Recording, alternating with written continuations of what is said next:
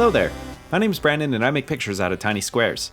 And for this sprite analysis, we're going to take a look at the evolution in sprite design from the RPG series Breath of Fire, which are each individual standalone stories, although there's a feeling of loose continuity as far as them all sharing similar themes and structures.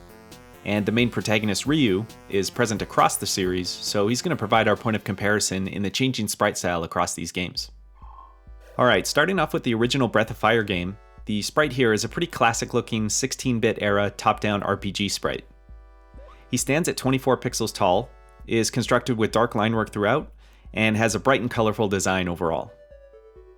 In particular, I love the saturated reds and oranges that make up the cape. The strong contrast and evenly spaced shift in the hue along these three colors enables good readability from a distance, such as creating ripples in the cape that sway back and forth in the walking animation. The bright highlight is also used effectively in the front-facing walk animation to indicate the raised areas where his shoulder and hand would be underneath the cape material.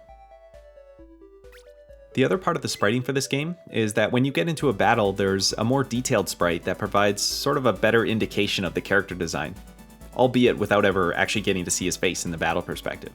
But there's also a character portrait in the menu screen for that.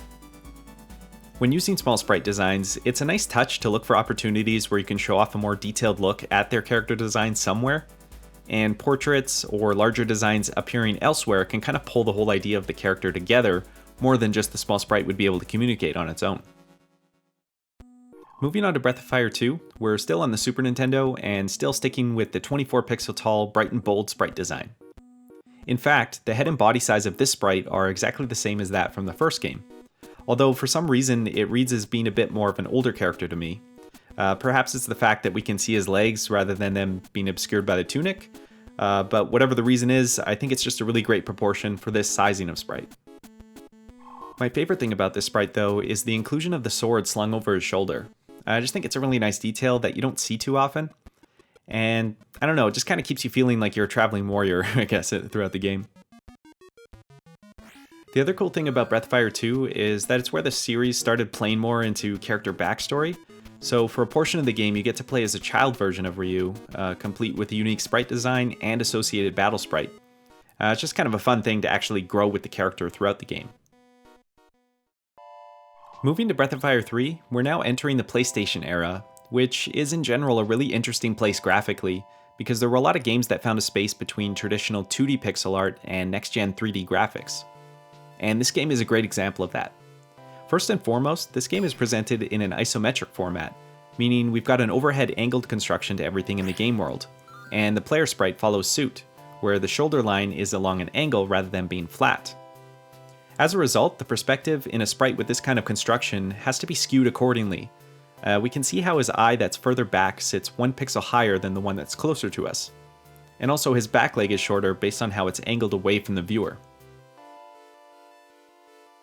The other notable feature of the style from this game is the fantastic use of a wide color palette and really strong hue shifting. The jacket is a particularly great example of this, stepping all the way from that bright yellowy highlight through a teal and into some purple shade tones. Throughout the sprite, there's also well-placed colored line work, and this carries an extra punch of vibrancy by adapting the hue of the piece that it surrounds. As a side note, the Breath of Fire 3 sprite is also probably my favorite costume for Ryu in the entire series. I'm just kind of a fan of this look with the jacket, plus the fact that they broke away from the exclusively red and blue look of the previous games, and mixed it up with those green pants there. Alright, and finally, with the Breath of Fire 4 sprite, again we've got an isometric build just like with the previous game, but now with a strong change to the art style. And I don't even know the best way to describe the art for this game. It's just something quite unique. It's very soft and well designed, and it just kind of feels like you're playing a storybook, really. And one of the keys to this look is the use of low to moderate saturation in the color selection. So it's a muted or pastel-y kind of palette, as opposed to the brighter and punchier colors like those used in the previous sprites. I think it gives a softer and more realistic coloring, and also helps convey sort of a dusty feel, which from what I recall there was a lot of sand early on in the story for this one, so that kind of fits. Additionally, the application of shading here is a little different. There are 2 or 3 tones per section to achieve the shading, and rather than full colored outlines bordering the sprite, there are only clusters of darker tone when necessary for shadow, or to break up adjoining areas. Because of this, the sprite is able to appear softer against the background, but it's still anchored by that dimension and shading of any dark tones near those edges. Overall, there's sort of a simplification to the stylization and rendering here, but it's done in a really sophisticated way and makes the art for this game some of the most memorable across the series. So that'll do it for this one, but that was a nice trip. I feel like it's been a while since I played these games, but they've got a special place in my pixel heart. Let me know if you've got a favorite from the series. I think we'll have to do some kind of a deep dive into one of these at some point for a future analysis. But until then, thank you for watching, and take care and keep it square.